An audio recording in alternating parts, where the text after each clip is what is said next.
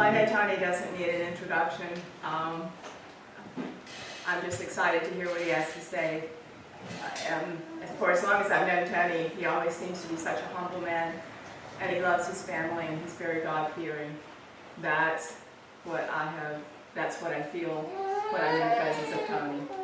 So without further ado, we're going to hear what God has given Tony to share with us this morning. Thank you, Beverly. I appreciate all the help up here this morning. Phone rang early this morning when I hadn't been up too long, and it was Reese, and she said, well, Papa, are you ready to preach this morning? And I said, well, Reese, I'm not going to preach. I'll share some things. And then a little bit, Denise called me, and she said, well, Preacher Papa, are you ready to go this morning? I said, well, I'm going to tell you like I told Reese. I'll share with you what I see, but I don't know preacher by any means.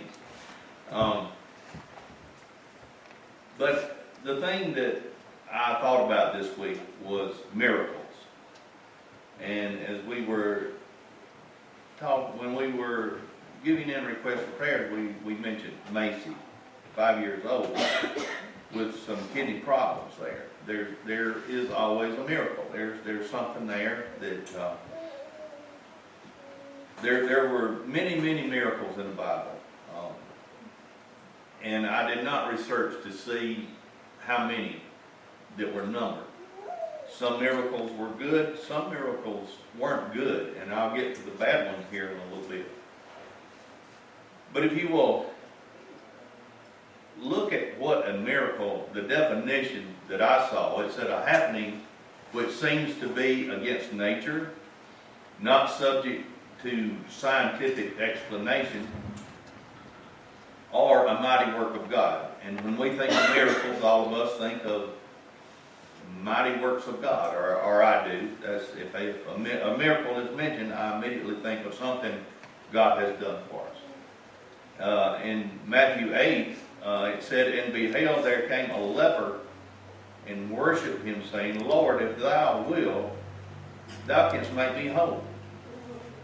This miracle only took one touch from Jesus, and said, be thou clean. And it said immediately he was healed of leprosy. And at that day and time, probably, I'm going to guess leprosy was probably one of the worst, probably afflictions you could come up with, or it would be numbered very high, I'm sure.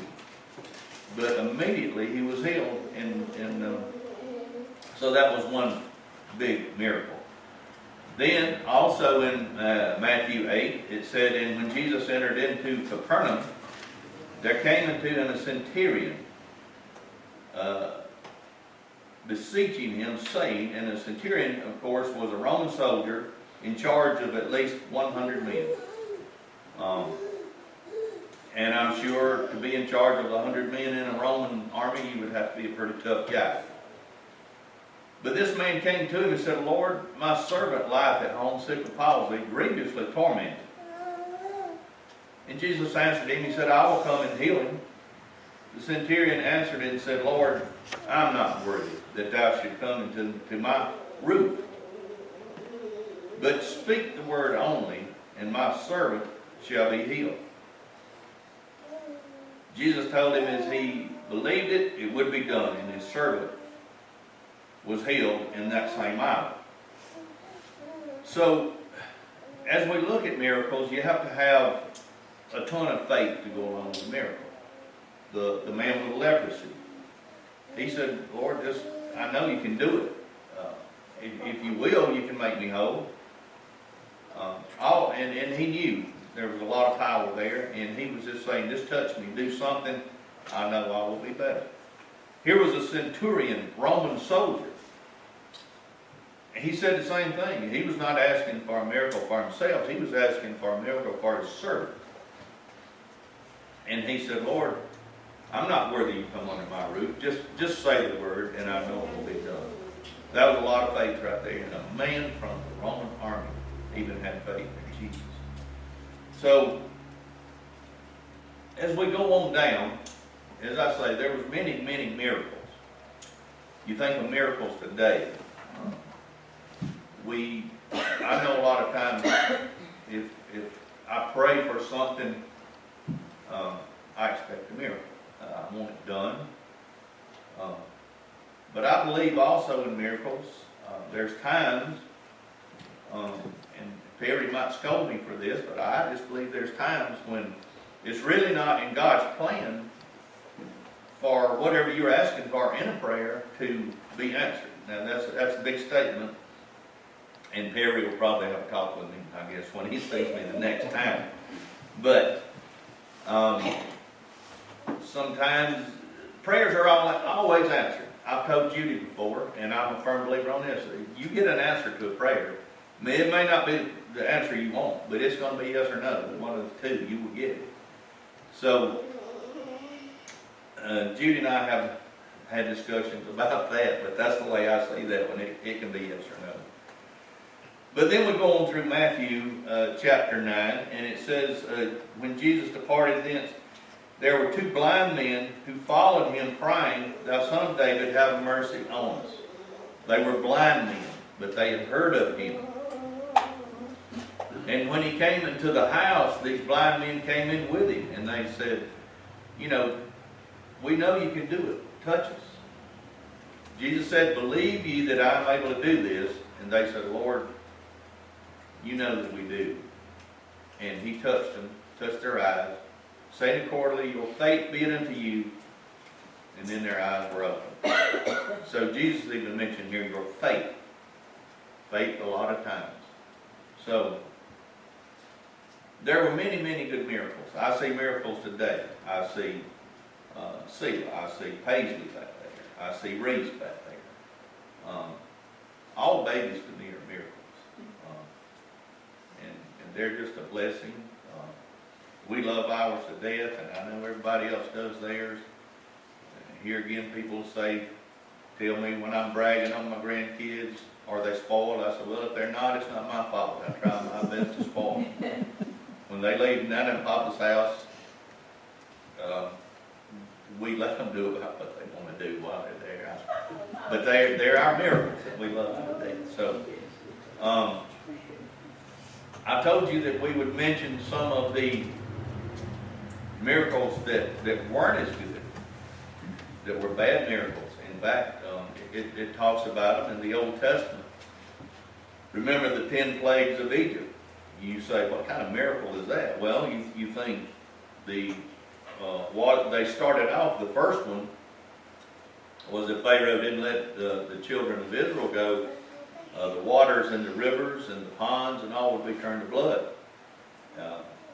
Pharaoh didn't believe it. He held firm, and the waters did. They turned to blood. Excuse me. And then, if you'll remember, when Pharaoh saw that it actually happened and it went on for a few days, he said, okay, he said, call it off. We're all right. Call it off and we'll do different. Which he didn't do. The second plague, all the fish died, and I'm sure that was a big part of their meal. You read in the Bible of fish for them all. Fish was a big staple in their diet, and the fish died. Here again, Pharaoh said, call it off, and we'll do different. We'll talk about letting the children go. Now, I'm paraphrasing a lot of this, but y'all read it, y'all know. Then the frogs came and covered the entire country. If you can imagine frogs. And here again, we'll do different. Let's call this off. Number 4 was the lice that came into the land. Here, these were listed in the reference I was looking at as plagues. They were miracles, but they were bad miracles here. Then the swarms of flies came.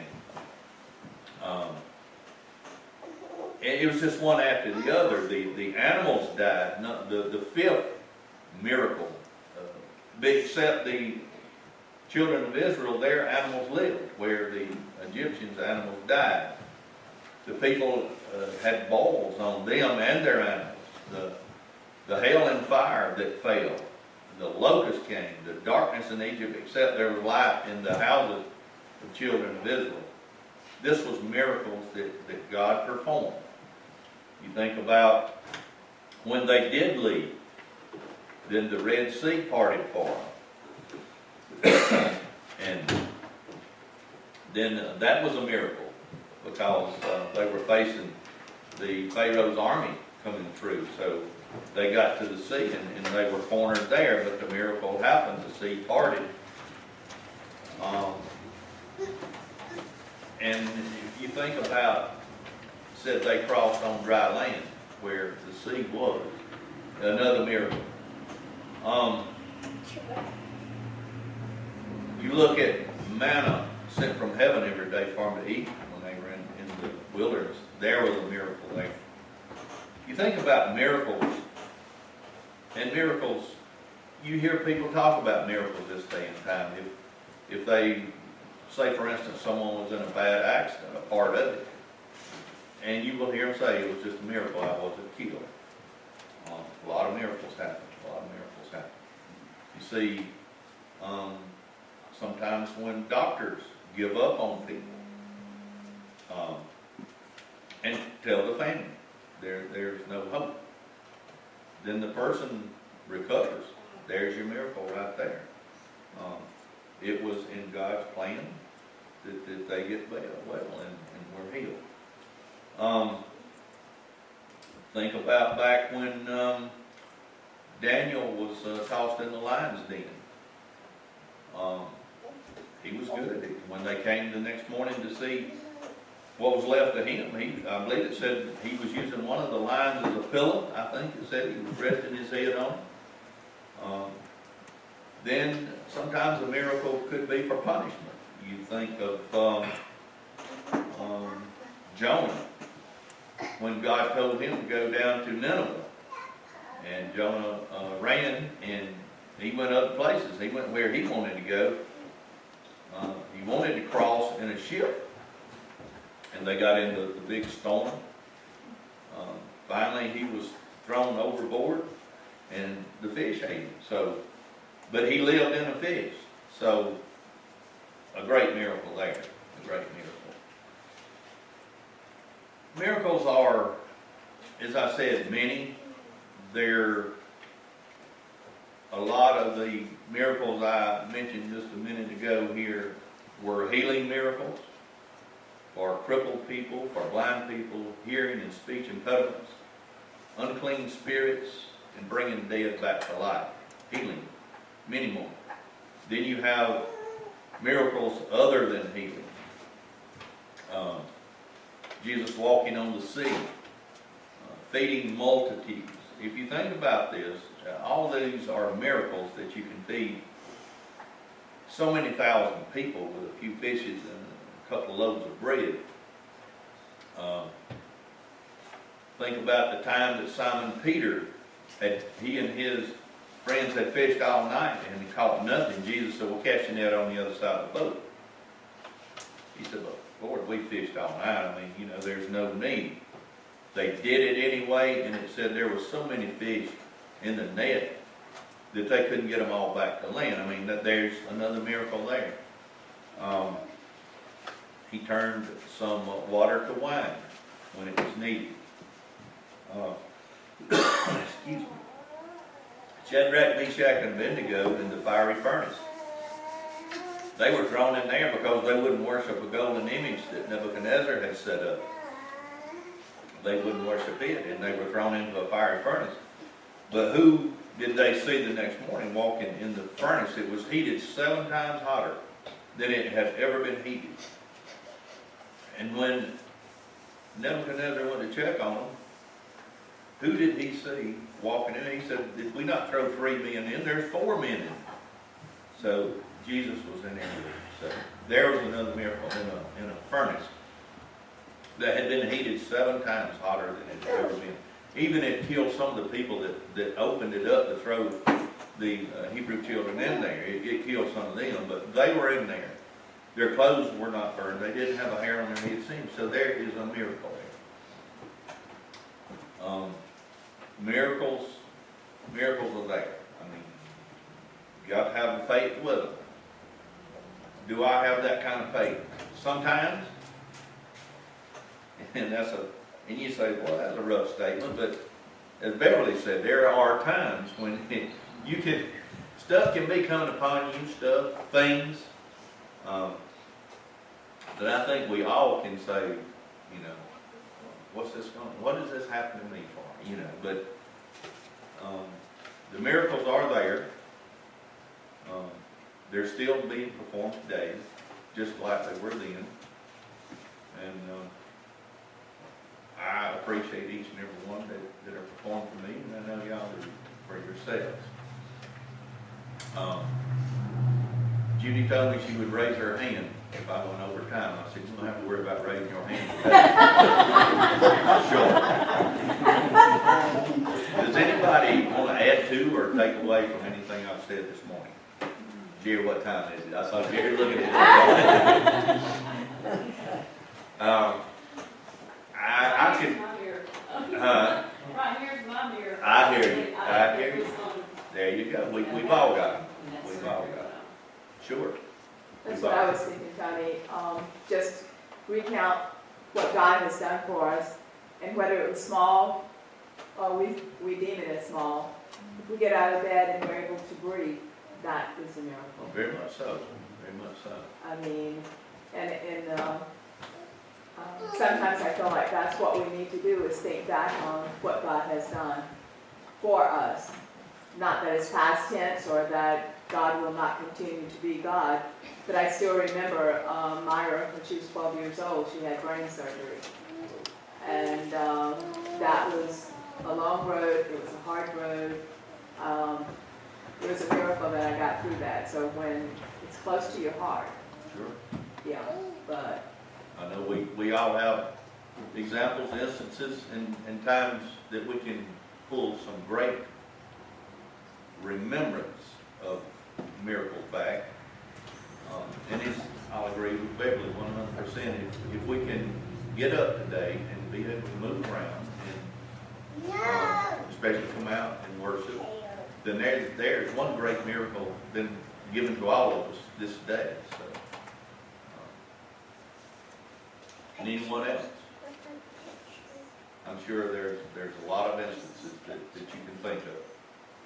But the miracles was what came to my mind this week. And I appreciate you coming this morning and letting me share this with you. Does anyone have anything else before we will close? Here again, it was short and sweet, but that's all I had that came to my mind to share with you this day. So, You know, Perry's always saying all things work together for the good of those that love God and are called according to His purpose. So I know that we needed to hear that and be reminded, because God is faithful. God's always faithful. Yeah. Yes, He And is. miracles do exist. Sometimes Miracles it's do exist. hard to believe that they do, but they really do. We need to have the faith that the leper and the centurion. Yeah. It was like they would just say, we know you can do it if you just will. So I'm a little bit afraid to say that sometimes in a prayer, but I just ask for a miracle at the time, you know. But, yes, ma'am. I think before a miracle, like you say, it's important to have faith. But I think also after we've had the privilege of a miracle, that we need to be grateful. I'll agree with that, very much so. Gratefulness, I believe, is the foundation of faith. It connects us from one miracle to another so that we don't slip and fall and have the lack of faith that a miracle can happen, so we can keep the Lord in our lives. Gratefulness after that miracle. Sure. Gratefulness is always, and I think maybe all of us come short with being grateful at times. I mean, we might take it as a daily routine thing at times. It's easy to do. And I know I've told y'all this little joke before, the few times I've ever been up here, but a guy working on a barn roof, and he lost his hold and was sliding down the roof. And he started praying. He said, "Oh Lord, please save me, stop me. I'm going to fall off the roof." And there was a nail sticking up, and it caught on his pants. And it stopped him, and he looked up, he said, "That's okay, God, this nail's got me, I'm okay." So we can take it for granted. He should have looked up and said, "Thank you for the nail." But anyway, does anyone else have anything, or does anyone want to share anything with us? Tony, I've often thought that our blessings are numerous and too many to count. And I also think that our blessings are miracles. They are. They certainly are, and as I say, I think it's easy for us to take them sometimes for granted, just as, okay, a daily thing. I deserve all this, you know. I mean, God wants us to have these miracles, and He wants us to be happy, in my opinion. And but I would agree 100%. We need to be thankful every day, and thank God every day for the miracles that we do receive. Fred, you had something? I'll say that we need to have the insight or the guidance to recognize that miracles happen every day. Just, you might not think, and consider it a miracle like a man sliding down the barn roof, that, okay, no, God's got me. It's a miracle whether you believe it or not. When you're lying in the floor and your left arm and your left leg don't work, you say, "God help me." Yes. Well, it's a miracle that I'm here today. There you You go. know, there are times when I get aggravated with my arm or leg, but it works. Yeah. And thank God, Yes. it did not work at one time, but it works today. This is And very. it wasn't anything that the doctors did or nurses or rehab. That's grace of God. It was a miracle. And at some point, it's going to work perfectly again. Oh, yeah. So, yeah. Julie said, be thankful for what you Be get. thankful for what you get. Yes, every day. Anyone else? Well, I do appreciate your time and for coming out, and again, for allowing me to share, and I appreciate everything y'all shared this morning. So at this time, I guess, How great thou art. how great thou art. I'm sure it's on this here, but it's page 4. Page 4.